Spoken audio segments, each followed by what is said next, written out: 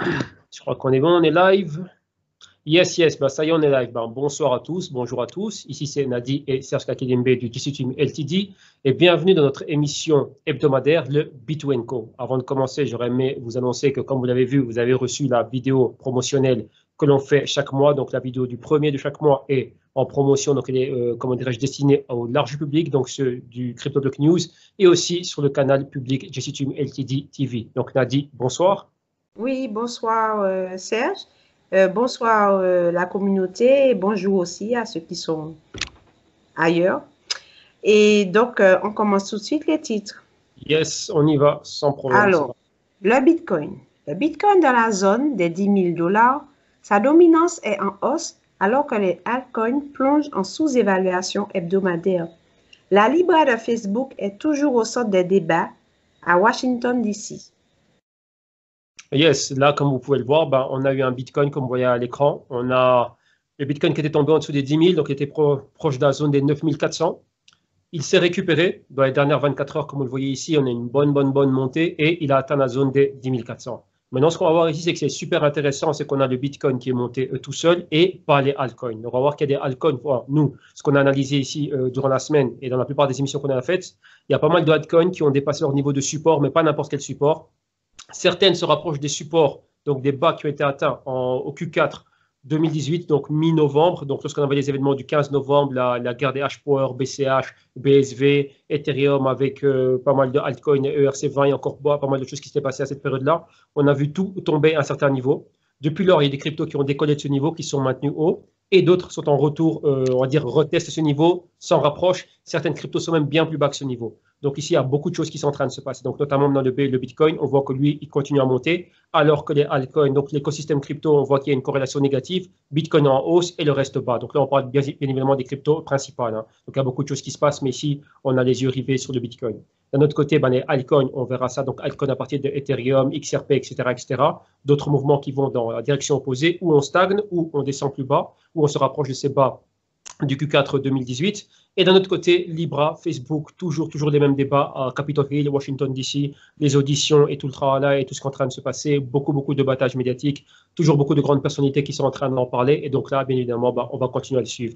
Il y a un point qu'il faut noter ici, c'est que la Libra n'est pas encore lancée, c'est pas encore listé, ça ne se traite pas encore. C'est après le white paper, comme Mark Zuckerberg l'a dit lors d'une de ses interventions. Écrite, il disait juste ça, c'est juste pour avoir un premier contact. Et maintenant, à partir de là, on va travailler étroitement, comme ils le disent, étroitement avec les régulateurs. Donc, d'un côté, il y a cela. Et on a vu aussi qu'il avait apporté pas mal de commentaires sur la Libra de Facebook lors de leur publication. Rappelez-vous que maintenant, aux États-Unis, on était dans ce qu'on appelle le earning season, donc la saison des publications trimestrielles des compagnies, et ça a été notifié. Donc, ça, c'est quelque chose sur lequel on va revenir dans le rapport VAM numéro 2 que l'on va faire. Donc, c'est le Cashless Society numéro 2. Et dans ce rapport-là, bah, on va regarder Facebook et l'opportunité de Facebook. Et donc, on reviendra sur ces déclarations faites pour le Q2. Donc, voilà. Alors, on a dit slide suivant, s'il te plaît. Market cap. Alors ici, on va commenter un peu ce qui se passe au niveau de la Global Market Cap Crypto. Comme on l'a vu au début, on a déjà un BTC qui est dans la zone des 10 500, donc au-dessus des 10 000. Maintenant, vous voyez qu'on clôture la semaine à ce niveau-là. Donc là, on a eu un mois de juillet qui était mauvais pour toutes les cryptos. On a un mois d'août qui commence, bon, ça fait que 48 heures dans le mois d'août, enfin maintenant, troisième jour. Et on voit quoi? Ben, on voit le BTC qui a repassé le cap des 10 000 $, flirte avec les 10 500. D'un autre côté, la market cap, elle était en dessous des 275 milliards, même des 270 milliards, dans la zone des 268 et des poussières.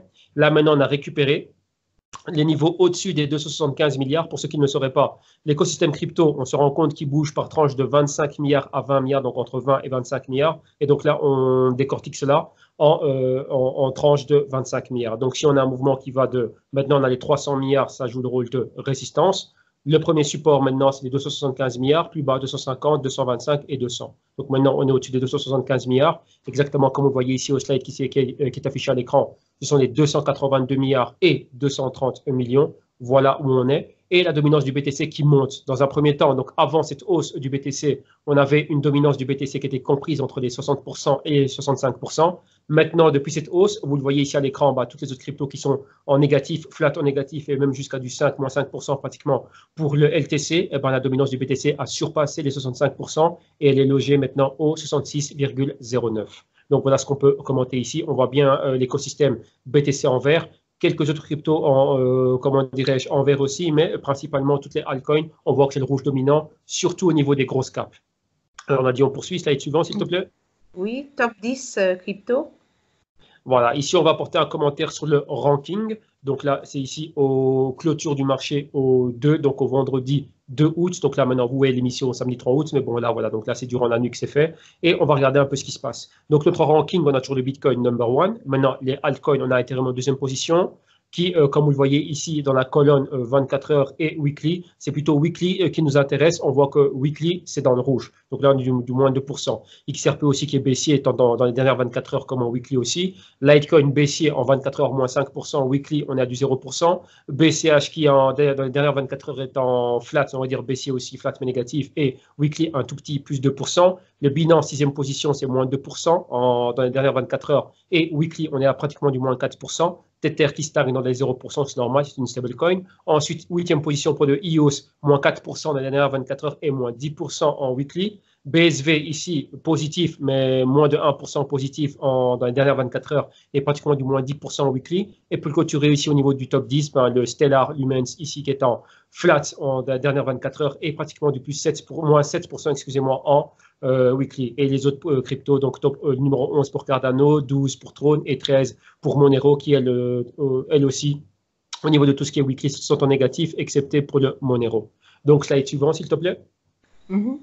Le Bitcoin et le Gold en hausse, alors que le stock market baisse et génère des inquiétudes. La course au stock de valeur est-elle enclenchée? Et ça, c'est une question qui est super, super clé. Pourquoi? Il faut revenir au moment où le Bitcoin, il y a quelques instants, donc fin du mois de juin, on a vu le Bitcoin qui a atteint la zone des 14 000. Au même moment, on avait le Gold qui est monté aux 1400. Si vous regardez bien ici à gauche du slide, on a un graphique où on voit les prix du S&P. Donc là, vous voyez bien ici l'image que l'on voit. Hein. Donc on voit que les stocks, donc le stock market est en baisse. Si vous regardez bien en haut à droite, on a les différents indices nord-américains qui sont tous en train d'être baissiers. Vous voyez, pour la dernière session, donc on avait un S&P, c'était les contrats futurs qui étaient aux alentours des 3000, le S&P lui-même aussi au spot était aux alentours des 3000 points, Nasdaq pratiquement les 7800 points, et le Dow Jones qui flirtait avec les 27 000 points, enfin qui était dans la zone des 27 000 points, on a rejeté cela. Donc là, il y a pas mal de choses qui se passent. Ici, on voit la Fed qui a baissé les taux d'intérêt, les tensions États-Unis-Chine et le stock market qui réagit. Maintenant, la chose qui est clé ici, comme l'indique la notation que l'on a faite, nous, c'est quoi? C'est par rapport au stock de valeur. On a le gold avec une market cap de 8,4, 8,5 trilliards de dollars, donc 8500 milliards de dollars. Et on a vu le gold qui est monté aux 1400, maintenant qui se maintient, qui a encore gagné 20 dollars et qui reste haussier alors que tout est baissé comme vous le voyez. Bon, tout, mis à part quelques petites actions et d'autres actifs, le pétrole aussi qui est haussier. D'un autre côté, on a le BTC qui, lui, au même moment aussi, franchit le cap des 10 000, clôture, enfin, début de ce mois d'août en étant super haussier, en parallèle avec ce qu'on voit dans le stock market. Donc, stock market négatif, vu les risques qu'on a global macroéconomique et aussi les risques au sein du même stock market, la Fed qui a fait ceci et cela. Et maintenant, on voit quoi? Les stocks de valeur qui rentrent en jeu. Le gold qui est haussier. Et rappelez-vous, on parle du Bitcoin comme étant le digital gold et lui aussi, on le voit être haussier. Donc maintenant, avec ce qui se passe, est-ce que maintenant, on a une course au stock de valeur? Est-ce que les investisseurs veulent aller rechercher ici des valeurs refuges? Et donc, le gold, on connaît son historique. Il n'y a rien à redire, rien à faire. Son track record est là. Mais maintenant, le BTC, c'est maintenant dans ces moments-là qu'il doit prouver cela. Rappelez-vous que ce qu'on voit ici, c'est un mouvement en 24 heures. Il faut qu'on voit ça, tiens, si les tensions continuent à s'intensifier, qu'on voit de plus en plus de capitaux être injectés, comment dirais-je, dans le BTC. Maintenant, il y a une bataille. Vu qu'on a deux stocks de valeur. Enfin, là, ici, on se focalise sur le gold et sur le BTC. Maintenant, qui va recevoir quoi en termes de dominance? Rappelez-vous, si j'ai 10 dollars, par exemple, on va dire, on a 1 million de dollars, combien de ces pourcentages de ces 1 million iront dans le gold et combien iront dans le BTC? Maintenant, c'est cette bataille qu'on a ici, donc c'est la bataille des stocks de valeur. Donc là, c'est ce qu'on attendait du Bitcoin. Maintenant, on le voit. Là, c'est juste 24 heures. Maintenant, on aimerait bien voir comment cela va évoluer. Donc, slide suivant, s'il te plaît. Le Bitcoin est dans la zone des 10 500 dollars. Serait-ce un mouvement dû aux inquiétudes émanant des tensions USA vs China? Le Bitcoin nous démontre-t-il son utilité de stock de valeur? Donc là, la question est claire. Donc là, vous voyez qu'on est allé un peu plus profondément dans ce qu'on a vu au slide précédent. Et ici, la question, il faut se poser, elle est là. On a vu donc un petit rappel des événements. La Fed, qui a baissé des taux d'intérêt mercredi. On a vu ici, donc de 25 points base, passer de 2,5 à 2,25. On voit maintenant le marché, comment il a réagi. Et d'un autre côté, on a aussi ces risques de récession. Historiquement parlant, lorsque la Fed commence à baisser les taux d'intérêt dans un momentum où on est en haut de marché et avec tout ce qui est en train de se passer, on sait que c'est négatif. Donc, on a des fenêtres de temps qui vont de 12 à 18 mois avant de voir tiens, ce qu'on a vu en 2000 et plus proche de nous ce qu'on a vu en 2008. Maintenant, vous voyez qu'on entame déjà cette première phase. Au même moment, on a quoi? On a des tensions commerciales, donc de trading international entre les États-Unis et la Chine. Et maintenant, là, il y a tout cela. Rappelez-vous qu'une partie de cette guerre n'est peut-être pas physique, mais cette guerre, elle est monétaire aussi. Donc, on va renforcer une monnaie ou dévaluer une monnaie. Ici, c'est plutôt au niveau de la dévaluation. Et maintenant, avec les taux d'intérêt qui rentrent en jeu, on voit que cela a eu des répercussions sur le stock market, mais principalement entre ces deux forces, donc États-Unis et Chine d'un autre côté. Maintenant, la répercussion, comme on a vu au slide précédent avec le gold, maintenant spécifiquement ici avec le Bitcoin, vu que comme on l'avait vu dans le slide précédent aussi, le Ethereum n'a pas bougé, le reste du crypto market n'a pas bougé des masses, et maintenant il n'y a que le Bitcoin qui est haussier. Mais par rapport à quoi? Est-ce qu'il y a quelque chose de nouveau qui a été fait dans le Bitcoin? La réponse est non. Y a-t-il beaucoup plus d'infrastructures? La réponse est non. On a vu qu'il y avait différents tests qui allaient être faits au niveau du BAC, au niveau de ci, au niveau de ça, et d'autres entités à Wall Street qui étaient en train de mettre sur pied des produits, des contrats futurs, des options, etc.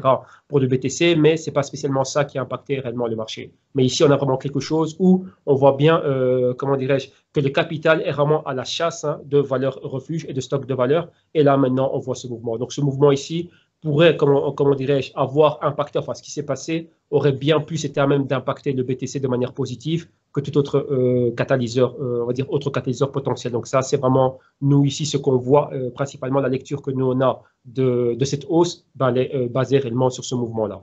Donc, on poursuit. Et qu'est-ce qu'on a d'autre? Alors, Bitcoin graphique. Voilà, donc maintenant, on va regarder un peu le graphique du BTC et voir ce qui se passe. Qu'est-ce qu'on constate? On constate que la semaine dernière, on parlait d'un ABCD baissier, donc on tentait de voir le BTC bien bas. Rappelez-vous que là, c'était purement technique. Maintenant, on ne contrôle pas les événements comme ce qu'a fait la Fed et ce qui est en train de se passer entre les États-Unis et la Chine, mais on voit qu'on s'est stabilisé au niveau des 9 000 $.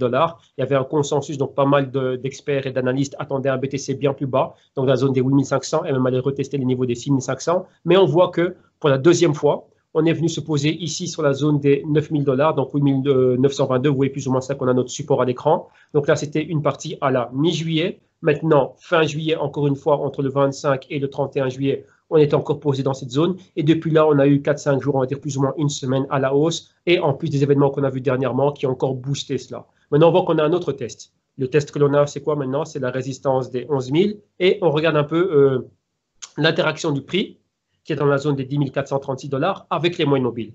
Moyenne mobile bleu turquoise, c'est CLD 7 jours, donc là, dans la zone des 9 857, donc légèrement en dessous de la zone des 10 000 $. On voit que le prix a pulvérisé cela, donc le prix est à la hausse, et au-dessus de ce niveau, donc dans ce niveau joue le rôle de support. Mais qu'est-ce qu'on voit? On voit qu'il y avait un spread, donc un écart entre ces deux moyennes mobiles. Donc bleu turquoise, c'est 7 jours, et rose fuchsia, c'est 30 jours. Et maintenant, on voit que le prix du Bitcoin est là. Donc là, c'est la zone des 10 436, et cette moyenne mobile pointe exactement les 10 585 $. Voilà où on est. On est proche d'un niveau clé où on avait pivoté aux alentours du 20-21 juillet, et c'est le niveau des 11 000 $. Maintenant, on s'attend à est-ce qu'on va pulvériser ce niveau? Rappelez-vous que par rapport au haut qu'on avait, donc la zone des 14 000, on est toujours plus bas. Donc, on a toujours notre A, B, C, D baissier qui reste d'actualité. Ça, c'est un mouvement, rappelez-vous, une réaction dans les 24-48 heures qui ont suivi des événements clés. Donc, la Fed d'un autre côté, et maintenant, l'intensité des tensions entre les États-Unis et la Chine. Donc là, voilà ce qu'on voit ici. Maintenant, est-ce que ce momentum va se poursuivre? Lorsqu'on regarde un peu plus bas, on a les chiffres on voit le volume, et on voit que le volume haussier, réellement, il est bas. Lorsqu'on avait des mouvements, donc à dire fin juin, qui étaient super haussiers, on voit qu'on avait beaucoup plus de volume et on voit qu'on est en dessous de la moyenne de volume. Donc là, ce n'est pas encore assez. Il faut vraiment qu'on voit un volume haussier qui soit beaucoup plus conséquent. Donc voilà, slide suivant, s'il te plaît. Alors, nous constatons que les altcoins ne bougent pas et dans certains cas, les prix continuent de se rapprocher des bas enregistrés au Q4 2018. Le LTC de l'altcoin et le BNB de Binance ont-ils perdu leur momentum haussier? Pourquoi le ETH de Ethereum stagne-t-il et où sont-ils dans l'évolution de ETH 2.0?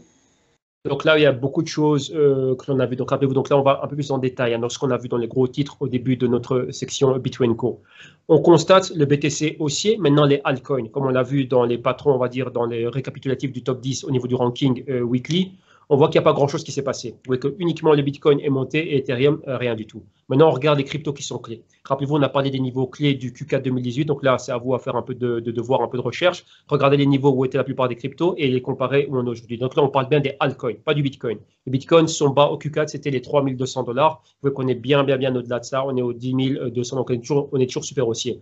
La plupart des cryptos aussi sont haussières, on va dire, dans cette première période, on va dire quoi, dans le premier semestre. Maintenant, c'est ce qui est en train de se passer dernièrement et pas mal de cryptos ont, comment dirais-je, rejeté tous ces gains et ont vu maintenant les vendeurs, donc là, le bear market se poursuivre pour elles, revenir dans cette zone de bas du Q4 et dans certains cas même perforer ces supports. Maintenant, les cryptos qui ont réellement généré ce momentum haussier depuis le 1er janvier 2019, c'était le Litecoin et le BNB. Litecoin dans la zone des 140 $, maintenant on est en dessous des 100 $. On a le halving qui arrive dans quoi 48 heures, un truc pareil. On aura le halving, je pense, au 5 août, à hauteur de je ne sais plus quel bloc, mais on aura le halving qui va arriver. Donc là, comme on l'a vu, on a commenté ici. Charlie lui-même et la fondation Litecoin elle-même disaient attention, ça peut être négatif si on a exactement, si on répète le patron de ce qui s'était passé au 25 août 2015 exactement, il se peut qu'on ait la même chose. C'était quoi? Une forte chute de 75%. Ces affirmations provenant de la fondation Litecoin elles-mêmes ont été contestées par d'autres boîtes de recherche. Mais bon, on n'est pas là pour faire ce débat-là. Donc là, ce sont ces risques-là. Mais on voit qu'on est baissier, on a déjà perdu les points hauts. D'un autre côté, BNB, pareil. Super hausse, maintenant en dessous du niveau des 30 $. Pendant un moment donné, les 30 $ étaient un niveau de support qui était clé. On a perforé ce niveau à la baisse et on est plus bas. Maintenant, la grande question, la première des altcoins, c'est le ETH d'Ethereum. On voit qu'Ethereum est en train de travailler au niveau de la recherche et les implémentations de la phase, on va dire, Serenity pour arriver à l'Ethereum 2.0, qui devrait arriver ici, selon eux, au Q4 2019, voire le Q1 2020, donc la fin d'année, début d'année prochaine. Et il y a beaucoup de choses qui sont en train de se faire. Beaucoup de choses ici au niveau des solutions de couche 2, donc d'évolution, donc scalability. Donc là, on va utiliser les beacon chains, on a quoi encore, les sidechains, on va utiliser le sharding, on parle de ZK Snarks, on parle même d'Ethereum classique. Ici, comme solution de couche 2, on parle même du BCH, etc. Donc il y a pas mal de choses qui sont en train d'être faites maintenant. Où en sont-ils? D'un autre côté, si on regarde le prix, donc uniquement le prix, donc pas comment le protocole est en train d'évoluer, juste le prix, on voit que le prix a stagné. On avait atteint à un moment donné 300 $ lorsque tout le momentum était haussier pour tout l'écosystème, on rejetait ce niveau et maintenant on est là. On est là, mais réellement, il ne se passe rien. On ne voit pas ici, ils sont numéro 2 en termes de market cap, mais on ne les voit pas revendiquer, on va dire, le leadership du mouvement haussier, au même titre que Litecoin et le BNB, qui elles aussi sont des altcoins, mais classés un peu plus bas en termes de market cap. Donc voilà, en gros, quels sont ces points clés. Et maintenant, on va regarder cela au niveau technique. Donc Nadi, s'il te plaît, le slide suivant. Oui, alors graphique ETH. Donc maintenant, ETH, qu'est-ce qu'on constate ici lorsqu'on regarde le ETH? ETH, voilà, je l'ai sous les yeux. On avait ces hauts, donc proche des 400 $. Donc là, avec le pic que vous voyez ici, qui était un pic aux alentours de la zone des, exactement à fin de mois de juin, début juillet, c'était le pic des 360 $. Depuis lors, vous voyez la directrice de tendance en pointillé baissier qui nous montre le haut et le haut plus bas, donc 360, 320. Maintenant, on est tombé en dessous des 300 $. On avait un niveau de support, donc là, au courant du mois de mai et mois de juin, qui était aux alentours des 240 $. Maintenant, on est en dessous de ce niveau de support et on est plus bas. Donc maintenant, c'était une zone de résistance. Donc les 240, 250, c'est une zone de résistance. Vous voyez qu'il y a une forte consolidation ici, après le mouvement baissier qui a commencé des 360 $. Et on a atteint ainsi la zone des 200 $ et même légèrement plus bas. Donc maintenant, on est entre les 200 $ comme support et les 225, on pourrait dire ici, au niveau de résistance. Donc voilà où est le prix. Volume très faible. Et Ethereum est là, on est en train de stagner dans un long mouvement à l'horizontale. On a légèrement des petits hauts, des petits bas plus hauts depuis quoi? Je dirais depuis la mi-juillet. Et maintenant, au début du mois d'août, c'est plutôt négatif. Vous voyez qu'Ethereum est sur le point de faire demi-tour. Donc là, vous voyez que si on le compare au Bitcoin, Bitcoin lui qui est haussier, on a eu un fait qui s'est produit. Bitcoin, on le compare au digital gold, on voit l'injection de capitaux. Rappelez-vous, un mouvement, petit mouvement à court terme, 24 heures, 48 heures. Maintenant, il faut voir est-ce que ça va s'installer et perdurer dans le temps. Mais néanmoins, d'un autre côté, on voit quoi? Ethereum lui qui est baissier. Donc Ethereum, on a un niveau psychologique qui est clé, c'est le niveau des 200 $. Si on regarde son interaction avec les moyennes mobiles, en journalier ici, on voit la moyenne mobile de 7 jours, qui est aux alentours des 213 $, et celle de 30 jours, donc la Rose Fuchsia, qui est aux alentours des 240 $. Vous voyez qu'on est légèrement au-dessus de celle de 7 jours, donc qui joue le rôle de support, mais on est sur le point de la perforer encore bien plus bas.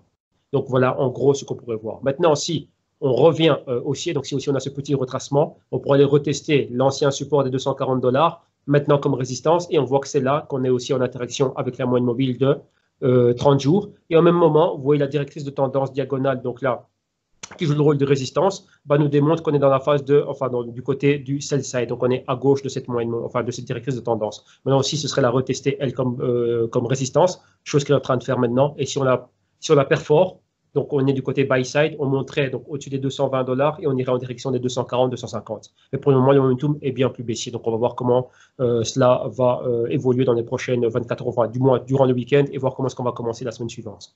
Nadi, slide suivant, s'il te plaît. Alors, Litecoin graphique.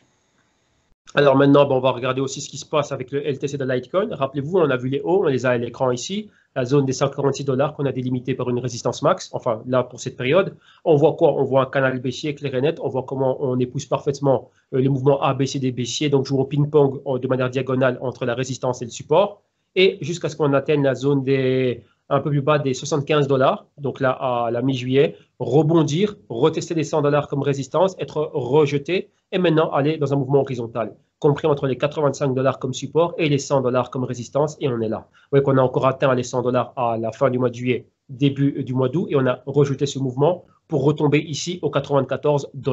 Qu'est-ce qu'on constate? On est toujours dans ce canal baissier, parfaitement. En zone de résistance, on a rejeté la résistance. Numéro 2, on avait atteint la zone de la moyenne mobile de 30 jours qui a joué le rôle de résistance, comme vous le voyez là, la zone des des $100, excusez-moi, rejeté parfaitement. Juste en dessous, on a quoi? Où s'est stoppé le prix? À la moyenne mobile de 7 jours qui joue le rôle de support dans la zone des $93. Donc, comme on l'avait avec Ethereum, si le momentum est baissier et que dans les prochaines 24 heures, on pulvérise ce niveau, donc on va plus bas, on retourne vers le support des $85 et pourquoi pas vers les $75, on serait en dessous de ces deux moyennes mobiles et on maintient ici parfaitement le canal baissier. Donc, c'est A, B, C, D baissier. Et ici, on reste baissier encore une fois. Donc là, rejet encore une fois des $100 et on est baissier. Et rappelez-vous, on est à l'approche maintenant d'un événement clé, un gros catalyseur pour les Litecoin qui est le halving, donc la réduction de moitié de la récompense des mineurs. Donc là, qui pourrait être, comme on le voit pour le moment, ça s'annonce négatif. On poursuit maintenant, on a dit, s'il te plaît, slide suivant. Binance BNB graphique. Alors, on termine avec le graphique du BNB. Lui aussi, comme on a vu, on flirtait avec la zone des $40. Donc là, c'était notre haut. Donc là, c'était plus ou moins la zone, le momentum, c'était quand c'était à la fin du mois de juin. Le mois de juillet, négatif pour le BNB. On voit comment il est en train de baisser, donc passer des $40. Revenir retester un bas, donc la zone des 25-20 $. Revenir en haut, retester les $32, être rejeté, donc la zone de la moyenne mobile de 30 jours à ce niveau-là. Rejeté encore une fois, maintenant on évolue. On a une clôture qui est proche du niveau de la moyenne mobile de 7 jours, donc la zone des $27, et vu qu'on est encore sur le point de pulvériser cela à la baisse, comme le Litecoin et tout comme le Ethereum aussi, donc on reste baissier.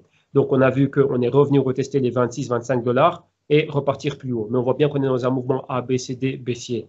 On a un bas, donc la zone qu'on avait atteint, la zone des $20, et on est revenu un peu plus haut. Donc là, à court terme, si on regarde depuis la mi-juillet jusqu'à maintenant, on a le bas des $22-20, et maintenant on a un bas plus haut qui est le bas dans la zone des $26. Donc voilà exactement où on est. Vous constatez que la directrice de tendance que l'on a, donc de ce canal baissier, mais celle qui joue le rôle de résistance, maintenant joue le rôle de support. Donc on pourra encore ajouter une résistance intermédiaire à un niveau un peu plus haut, chose qu'on n'a pas fait ici, mais on verra pour la semaine suivante et bien évidemment comment va évoluer le prix. On constate une chose, on est en dessous des moyennes mobiles, donc de 7 jours, enfin pratiquement 7 jours et celle de 30 jours, ça c'est un fait. Maintenant, on va voir, tiens, cette zone de $30, si on va continuer encore à s'en éloigner, et vu qu'on est plus ou moins à mi-chemin. On a un pointeur qui pointe les $32 et on a un bas ici qui pointe la zone des 22-20 $. Donc maintenant, on va se rapprocher, on va aller dans quelle direction? Haussier ou baissier? Vous voyez que là, on est à mi-chemin. Et donc ça, c'est principalement ce qu'on voit pour toutes ces altcoins. Donc certaines, rappelez-vous, donc si on regarde certaines d'entre elles, elles sont déjà au niveau des bas du Q4 2018, donc il y a novembre-décembre 2018, certaines même bien plus bas.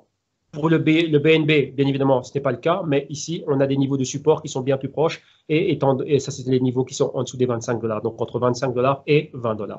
Donc voilà tout ce qu'on avait en réserve pour cette émission d'aujourd'hui, donc ce Bitcoin Co, pour clôturer la semaine, apporter un peu notre petit grain de sel, commenter pas mal de choses, pas mal de news, quels étaient vraiment les faits importants de cette semaine, les faits marquants, et de notre côté, l'évolution du crypto market. Et donc, voilà, petite note par rapport à ce qu'on fait, nous, ici en interne. CryptoBlock News, on a clôturé un mois complet, donc le mois de juillet. Maintenant, on commence le mois d'août avec nos émissions quotidiennes dont Nadi s'occupe de la recherche et moi aussi, je complète les recherches et en faire les commentaires au quotidien. On a aussi les Global Crypto Research, donc le Q3 du mois de juillet a été finalisé. Donc, on a plus ou moins 12 heures de vidéo, 250 slides plus ou moins de présentation, ce qui fait qu'en format PDF vertical A4, ça nous ferait 130, 125, 130 pages. 12 heures de vidéo plus ou moins. Ça aussi, c'est fait, c'est dans la boîte. Donc là, visitez le www.gistune.com pour voir ce qui est fait. Et on a aussi fait les présentations du VAM Report Cashless numéro 2, Cashless Society numéro 2. Donc là, ça va arriver entre la mi-août, enfin plutôt à la rentrée, donc là pour le mois de septembre. Donc tout ça, c'est l'actualité, donc tout ça, c'est là. Et j'en profite aussi pour faire d'autres petites annonces. Il y aura pas mal de choses qui vont être faites, donc on aura pas mal de promotions pour le mois de septembre, on va dire pour la rentrée. Et durant ce mois d'août, il y aura pas mal de présentations par rapport à cela. On va avoir un nouveau format d'émission sur lequel Nadia et moi on était en train de travailler. Donc on voit que ça va être une belle proposition ici. Donc là, on va le présenter ici sur le canal public. Il y a encore pas mal d'autres choses qui vont être faites. Donc au fur et à mesure qu'on aura nos rapports qui vont être publiés, on reviendra vers vous pour vous tenir au courant de tout cela. Donc pour moi, je pense qu'on a tout fait, on a fait le tour de tout. Donc là, je vous dis déjà bye bye à tout le monde. Et le mot de la fin, c'est pour toi, Nadie. Eh bien, voilà, merci de nous avoir écoutés et la semaine prochaine, voilà, et profitez des vacances, ceux qui sont encore en vacances. Ok, voilà, bonnes vacances à ceux qui sont encore en vacances et bon retour de vacances pour ceux qui sont revenus. Profitez bien de ce mois d'août. Et nous, on est là ici, donc il y a pas mal de choses qui sont faites, comme on l'a vu. Donc les B2Co, rendez-vous chaque samedi. Ici, en fin de semaine, on sera là pour commenter l'actualité. Et pour ceux d'entre vous qui êtes avec nous au CryptoLock News, rendez-vous au quotidien. Un grand merci à tous et bye bye, bye bye. Bye bye.